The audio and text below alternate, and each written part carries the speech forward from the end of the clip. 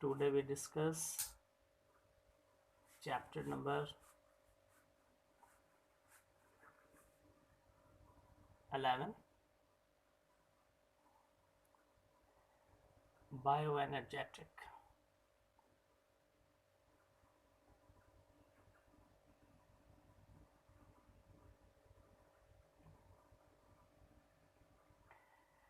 First of all, we discuss here introduction. Introduction of bioenergetic. ठीक है, देखें energy. What is bioenergetic? Bio means life and energetic means energy. ठीक है, तो दोनों के अंदर कॉम्बिनेशन है. यानी कि लाइफ में अगर एनर्जी होगी, लाइफ में अगर एनर्जी होगी तो लाइफ क्या करेगी? प्रोसीड करेगी.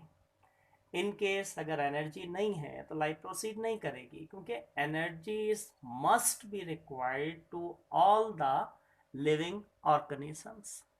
कि जितने भी लिविंग ऑर्गेनिजम्स हैं उनको अपनी डेली लाइफ की एक्टिविटीज़ को परफॉर्म करने के लिए एनर्जी चाहिए. किस फॉर्म में चाहिए? एटीपी की फॉर्म के अंदर. एटीपी. ठीक है, अच्छा, एटीपी को तो हम आगे जाके डिस्कस करेंगे. पहले थोड़ा सा बायो एनर्जेटिक को डिस्कस कर लेते हैं कि बेसिकली बायो एनर्जेटिक ही क्या. देखें देखें बायो एनर्जेटिक और एनर्जी, ठीक है ना, इनको थोड़ा सा डिस्कस करते हैं. सबसे पहले अगर एनर्जी को देखें, क्या है एनर्जी? बेसिकली क्या है energy? Is capacity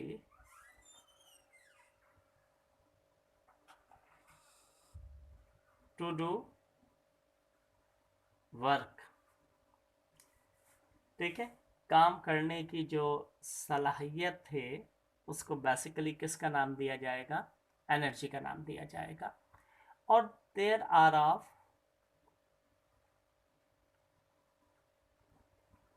different kinds. Energy की कोई एक काइंड नहीं है, एनर्जी की कई काइंड्स हैं. जैसे कि फॉर एग्जांपल सपोज करें, लाइट एनर्जी है, हीट एनर्जी है, मैकेनिकल एनर्जी है, ठीक है, विंड एनर्जी है, इलेक्ट्रिकल एनर्जी है, पोटेंशियल एनर्जी है, काइनेटिक एनर्जी है. तो एनर्जी की कोई एक फॉर्म नहीं है, एनर्जी की कई फॉर्म्स हैं. ठीक है, बेसिकली जो काम करने की कैपेसिटी है, कैपेबिलिटी है, उसको एनर्जी कहा जाता है. और energy can neither be created not destroy according to first law of thermodynamic. कि एनर्जी को ना ही फना किया जा सकता है और ना ही पैदा किया जा सकता है. ठीक है, but it can change from one form to another form. For example suppose that, यानी कि जो वाटर की एनर्जी है उसको कन्वर्ट किया जा सकता है. जैसे सपोज वाटर की जो एनर्जी है उसको कन्वर्ट किया जा सकता है किसके अंदर? इलेक्ट्रिकल एनर्जी में. और इस इलेक्ट्रिकल एनर्जी को कन्वर्ट कर सकते हैं किस में? लाइट एनर्जी के अंदर. और लाइट एनर्जी को कन्वर्ट किया जा सकता है किस में? हीट एनर्जी में. और हीट एनर्जी को कन्वर्ट कर सकते हैं हम किसके अंदर? मैकेनिकल एनर्जी के अंदर. तो याद रखिएगा कि energy can neither be created not destroy, but it can change from one form to another form. लेकिन इसको एक फॉर्म से दूसरी फॉर्म के अंदर कन्वर्ट किया जा सकता है या फिर चेंज किया जा सकता है. और एनर्जी की कोई एक फॉर्म नहीं, कई डिफरेंट फॉर्म्स हैं. ठीक है, तो ये बेसिकली एनर्जी है क्या लिविंग बॉडी के लिए? अगर एनर्जी को हम देखें, एनर्जी लिविंग बॉडी के लिए बेसिकली है क्या चीज़? देखें, in the body of living organism, in the body of living organism.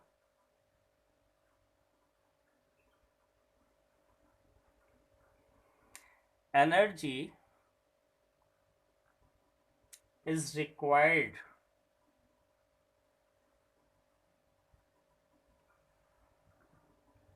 to perform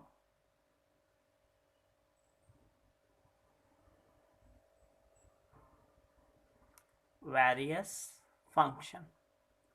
कि लिविंग ऑर्गेनिज्म की बॉडी में जितने भी फंक्शंस हैं उन तमाम different functions of their life, कि उन तमाम फंक्शंस जो हैं लाइफ के उनको परफॉर्म करने के लिए क्या रिक्वायर्ड होगी, एनर्जी रिक्वायर्ड होगी। अगर मैं यूं कहूं कि energy energy energy is used as fuel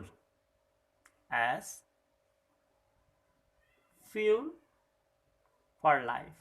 कि एनर्जी बेसिकली क्या है, लाइफ का फ्यूल है। जैसे कि आप देखते हैं ना कि फ्यूल यानी कि एनर्जी बेसिकली लाइफ का क्या है, फ्यूल है। जैसे फॉर एग्जांपल सपोज करें कि किसी भी गाड़ी को मूव कराना है, उसको चलाना है, तो उसको चलाने के लिए, मूव कराने के लिए क्या रिक्वायर्ड होती है, क्या रिक्वायर्ड होता है, फ्यूल रिक्वायर्ड होता है। तो इसी तरह बॉडी की जो डिफरेंट मेटाबॉलिक एक्टिविटीज़ हैं उनको परफॉर्म करवाने के लिए क्या रिक्वायर्ड होगा, एनर्जी रिक्वायर्ड होगी। और जब तक एनर्जी नहीं होगी उस वक्त तक आपकी बॉडी मूव नहीं कर सकती। तो इसीलिए कहा जाता है कि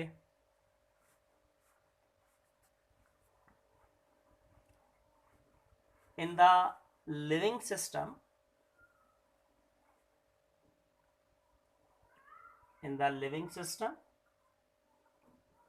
the capturing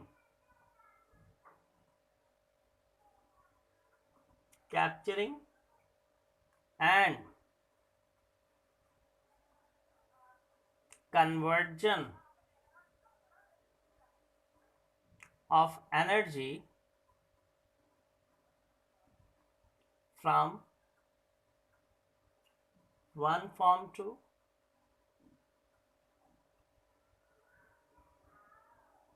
another form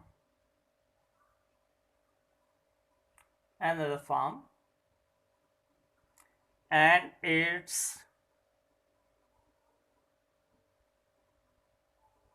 utilization in metabolic process is called बायोएनर्जेटिक।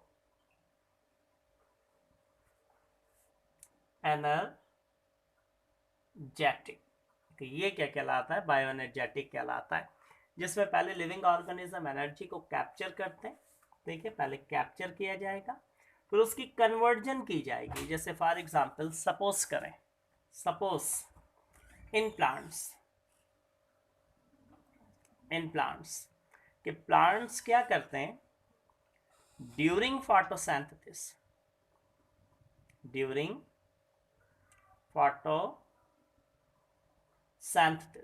For example suppose कर रहे हैं फोटोसिंथेसिस। जैसे प्लांट ने क्या किया कि प्लांट ने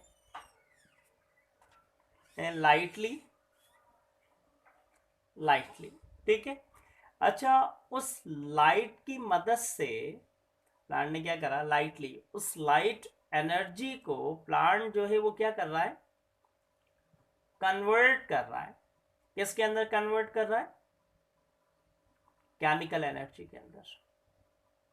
लाइट एनर्जी को कन्वर्ट कर रहा है किसमें, केमिकल एनर्जी के अंदर। और फिर उस केमिकल एनर्जी को जो है वो यूटिलाइज करेगा। किसके अंदर यूटिलाइज करेगा, in their different metabolic activities. Metabolic activities के अंदर। ठीक है, तो इसीलिए मैंने यहाँ लिखा कि इन लिविंग सिस्टम कैप्चरिंग, पहले तो कैप्चर किया, जैसे सपोज प्लांट ने ये लाइट कहाँ से ली थी, सन से ली थी। सन से उसने, सन से कितने परसेंट, यानी कि ऑनली जो प्लांट सन से लाइट यूटिलाइज करता है वो कितना, 2 to 3% ऑफ टोटल लाइट के, टोटल लाइट जो आ रही है उसका प्लांट कितना लेता है, ऑनली 2 to 3% लाइट को क्या करता है, यूटिलाइज करता है। और यूटिलाइज करने के बाद मींस उसने अपनी डिफरेंट मेटाबॉलिक एक्टिविटीज को परफॉर्म करना है। तो कोई भी, अब जैसे कि मैंने कहा कि कैप्चरिंग करना, पहले तो लिविंग ऑर्गेनिज्म क्या करते हैं, एनर्जी को कैप्चर करते हैं, कैप्चर के बाद कन्वर्जन करेंगे, उसको कन्वर्जन करेंगे एनर्जी को from one form to another form. अब देख लें आप प्लांट, मैंने प्लांट की एग्जांपल ली, प्लांट देखें फोटोसिंथेसिस में क्या करता है, लाइट लेता है, फिर उस लाइट एनर्जी को किस में कन्वर्ट करता है, केमिकल एनर्जी के अंदर। केमिकल एनर्जी से मुराद क्या है यहाँ पर, एटीपी। ठीक है, केमिकल एनर्जी में कन्वर्ट करता है, फिर उस केमिकल एनर्जी को यूटिलाइज करेगा अपने डिफरेंट मेटाबॉलिक एक्टिविटीज के लिए। तो बेसिकली बायो एनर्जेटिक कहते किसको हैं, बायो एनर्जेटिक की एक डेफिनेशन है, प्रॉपर डेफिनेशन, कि in living system the capturing and conversion of energy from one form to another form and its utilization for metabolic process is called bioenergetic. For example, suppose करें in animals के, animals में क्या होता है कि animals देखें क्या करते हैं, फूड लेते हैं, ठीक है ना। अब उस फूड में कार्बोहाइड्रेट भी है, प्रोटीन भी है, फैट भी है। ठीक है, फैट जिसको आप क्या कहते हैं, लिपिड्स कहते हैं। ठीक है, सपोज करें कि एक फूड है, उसमें कार्बोहाइड्रेट, प्रोटीन, लिपिड्स या फैट मौजूद है। अब देखें ये सब जब बॉडी में जाएंगे, तो बॉडी में जाने के बाद जब ये डाइजेस्ट होंगे सारे के सारे, जब ये सब क्या होंगे, डाइजेस्ट होंगे, तो कार्बोहाइड्रेट जो है वो चेंज हो जाएगा किस में, मोनोमर्स के अंदर या फिर मोनोसैक्राइड में। प्रोटीन चेंज हो जाएगा किसके अंदर, अमाइनो एसिड के अंदर।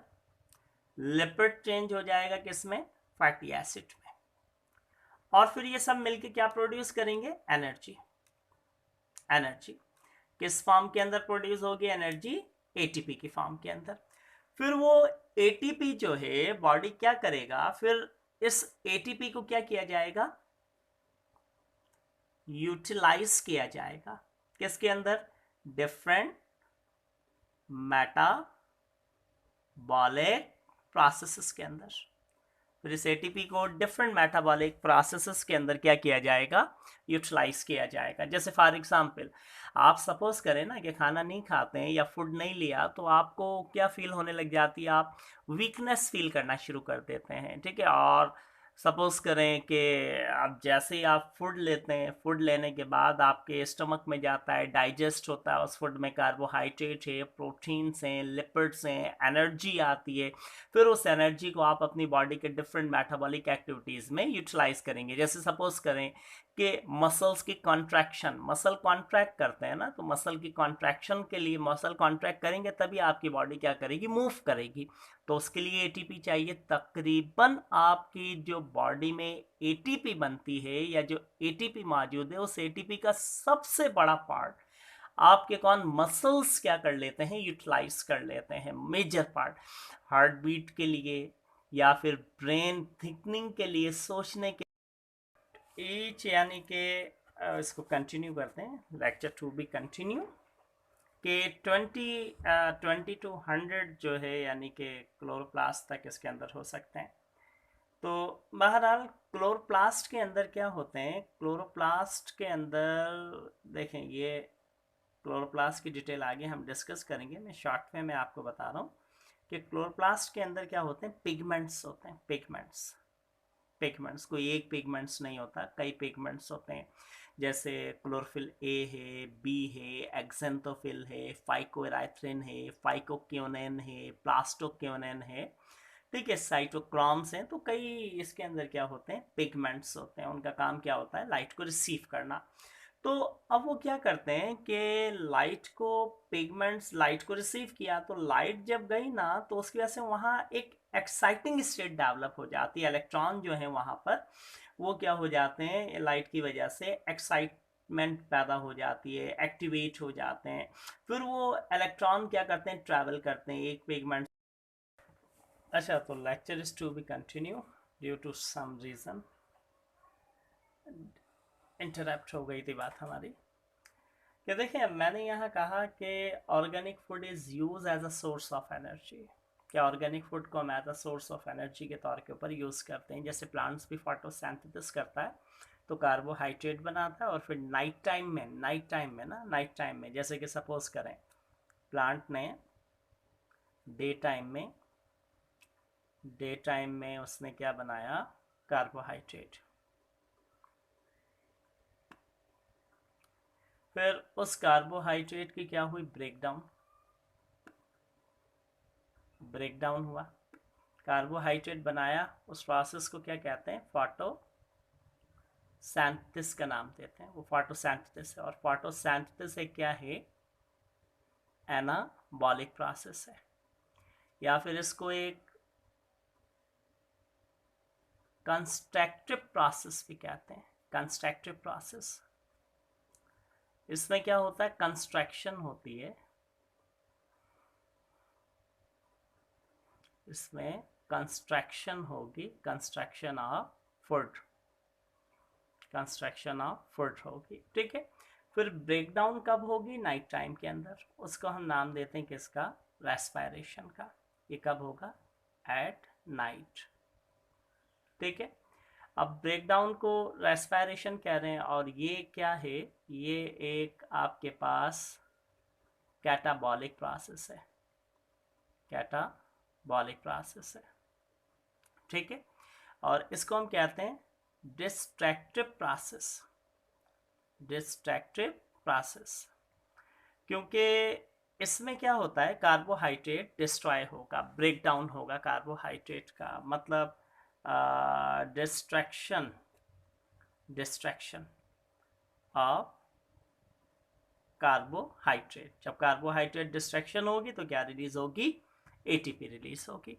फिर उस एटीपी को यूटिलाइज किया जाएगा, utilize for different metabolic process. अपने डिफरेंट मेटाबॉलिक प्रोसेसेस के लिए प्लांट क्या करता है, यूटिलाइज करता है। इसी तरीके से एनिमल्स के अंदर भी होता है। एनिमल्स कार्बोहाइड्रेट, प्रोटीन, लिपिड्स लेते हैं, वो स्टमक में जाते हैं, डाइजेस्ट होते हैं, ब्रेक डाउन होते हैं, तो उनमें से क्या रिलीज होती है, एनर्जी रिलीज होती है। किस फॉर्म के अंदर एनर्जी रिलीज होती है, in the form of ATP. फिर उस एटीपी को यूटिलाइज किया जाएगा। प्लांट भी उस एटीपी को यूटिलाइज करता है, ठीक है। प्लांट के अंदर एटीपी एक्टिव ट्रांसपोर्ट के लिए चाहिए होती है, या फिर ग्रोथ के लिए चाहिए, डेवलपमेंटल प्रोसेस के लिए चाहिए, और अदर यानी कि कई डिफरेंट मेटाबॉलिक एक्टिविटीज़ के लिए उसको एटीपी चाहिए होती है। एटीपी बेसिकली कहते किसको हैं हम, एडिनोसिन ट्राई फॉस्फेट को एटीपी कहा जाता है। एडिनो क्या है, एडिनो जो है एक नाइट्रोजनियस बेस है, नाइट्रोजनियस बेस जिसको कहा जाता है एडिनाइन, ठीक है। और सिन मतलब यानी कि जब इस नाइट्रोजनियस बेस एडिनाइन के साथ शुगर मॉलिक्यूल्स आके अटैच हो जाएं तो ये क्या बन जाता है, ये बन जाता है आपके पास एडिनोसिन, ठीक है। और फिर इसके साथ आकर के कितने, 3 फॉस्फेट मिल जाएं, 3 फॉस्फेट, तो ये बन गया सारा का सारा एडिनोसिन ट्राई फॉस्फेट, ठीक, एटीपी। तो देखें जब एटीपी कंज्यूम होगी तो वो कन्वर्ट होगी किसके अंदर, एडीपी के अंदर।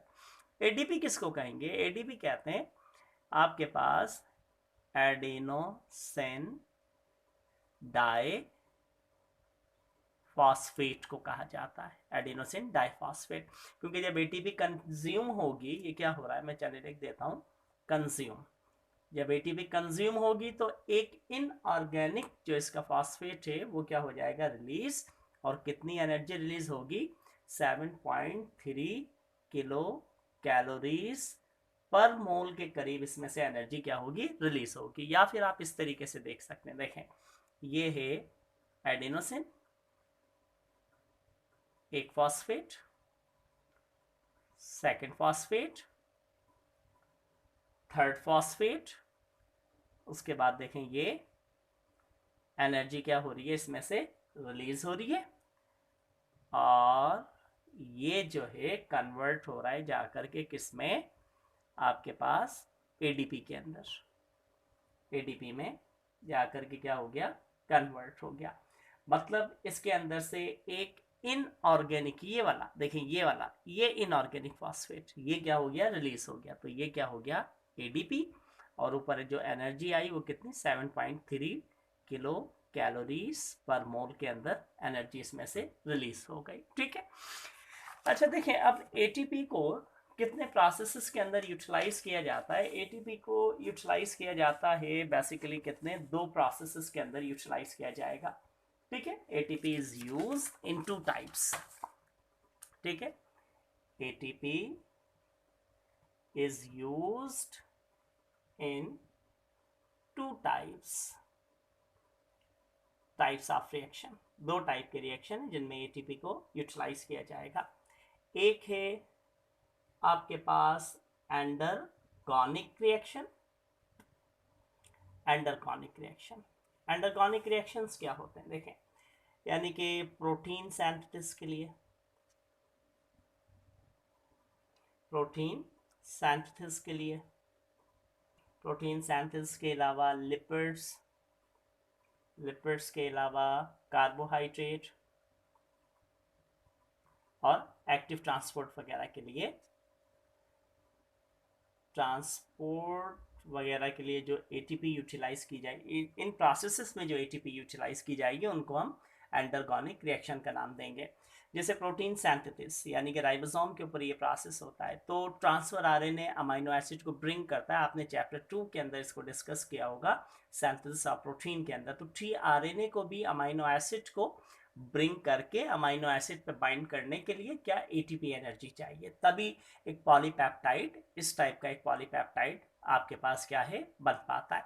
लिपिड्स, जब फैटी एसिड आपस में मिलते हैं तो एनर्जी चाहिए लिपिड्स बनाने के लिए। कार्बोहाइड्रेट मोनोमर्स, ठीक है, जिसको मोनोसैक्राइड्स कहते हैं, वो आपस में कंबाइन होंगे तो आपको कार्बो यानी कि एटीपी रिक्वायर्ड होगी। एक्टिव ट्रांसपोर्ट के लिए भी क्या, एटीपी रिक्वायर्ड होगी।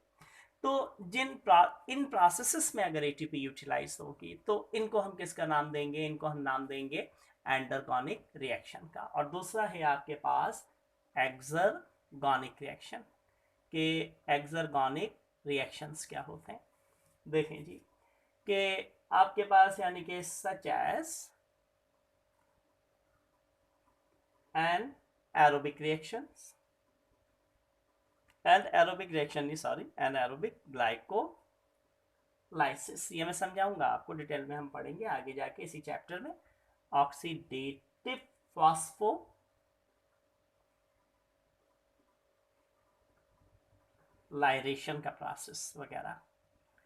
ठीक है, यानी कि एनारोबिक ग्लाइकोलाइसिस भी हम पढ़ेंगे। ऑक्सीडेटिव फॉस्फोलाइरेशन में क्या होता है, इसके अंदर एटीपी क्या होती है, इसके अंदर कंज्यूम होती है। ठीक है, तो एटीपी कैसे कंज्यूम होती है इसकी डिटेल हम बाद में पढ़ेंगे। मैं सिर्फ यहाँ पे अभी डिटेल में नहीं डिस्कस कर रहा हूँ, इसको मैं शॉर्ट वे के अंदर डिस्कस कर रहा हूँ। ये सारी चीज़ें प्रोटीन, लिपिड्स या एक्टिव ट्रांसपोर्ट, ये आप चैप्टर नंबर 2 में पढ़ चुके हैं। मैं 14 में एक्टिव ट्रांसपोर्ट आपको दोबारा बताऊंगा बहुत ज़्यादा डिटेल में, उसके एग्जांपल्स भी दूंगा प्लांट्स और एनिमल्स के अंदर।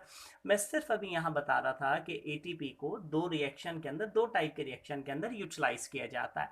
अगर प्रोटीन सिंथेसिस में लिपिड्स, कार्बोहाइड्रेट और एक्टिव ट्रांसपोर्ट में यूटिलाइज किया जाएगा तो वो आपके पास क्या कहलाएगा, एंडरगॉनिक रिएक्शन। और अगर एनारोबिक ग्लाइकोलाइसिस ऑक्सीडेटिव फॉस्फोराइलेशन के अंदर यूटिलाइज किया जाएगा तो वो कहलाएगा एक्सरगॉनिक रिएक्शन। फिर इंशाल्लाह this is the lecture number 1 of chapter number 11। This is the lecture number 1, means ATP used in two type of reaction, endergonic and exergonic. एंडरगॉनिक में प्रोटीन सिंथेसिस, लिपिड्स और ये सारी चीज़ें आ गई, और एक्सरगॉनिक के अंदर एनारोबिक ग्लाइकोलाइसिस, ऑक्सीडेटिव फास्फोराइलेशन, इसकी डिटेल हम आगे डिस्कस करेंगे इंशाल्लाह। उसके बाद अब सेकंड लेक्चर जो होगा हमारा फोटोसिंथेसिस एंड रेस्पिरेशन। पहले आपको बताऊंगा फोटोसिंथेसिस क्या है, उसकी डिफरेंट डिटेल डिस्कस करेंगे, रेस्पिरेशन को थोड़ा डिस्कस करेंगे, फिर उसके बाद reactant and product of photosynthesis. पहले बेसिक टर्म्स को डिस्कस करेंगे, फिर आगे जाके डिटेल को डिस्कस करेंगे। Thank you very much.